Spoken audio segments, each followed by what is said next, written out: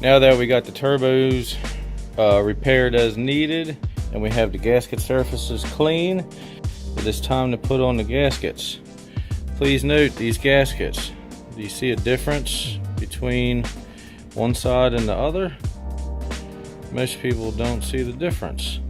The difference is written right on the gasket. See, it says turbo side right there. That means that needs to go against the turbo.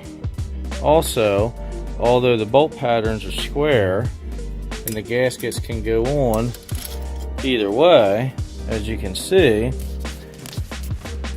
if I flip it around, notice these little slots in the gasket.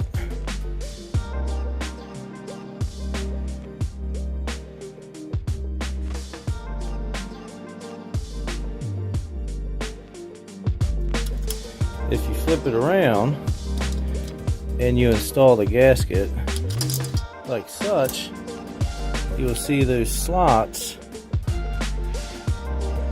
will leak. They will end up leaking coolant because it's not properly sealing. So we're going to take this back off.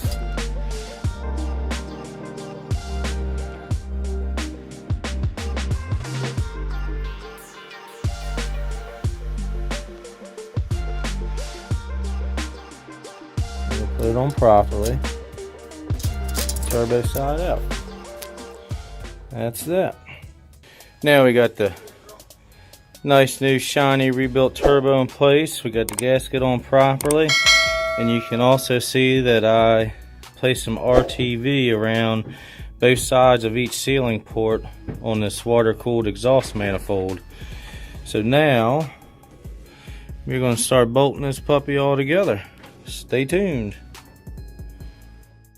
Now we got the turbo bolted to the exhaust manifold. As you can see, all four nuts are tight. You can see the RTV squeezing out around each port.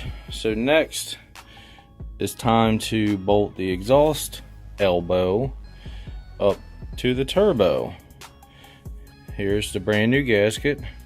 Please note it says turbo side. On this particular gasket, no sealing is needed. By design, you can see the groove going all the way around it.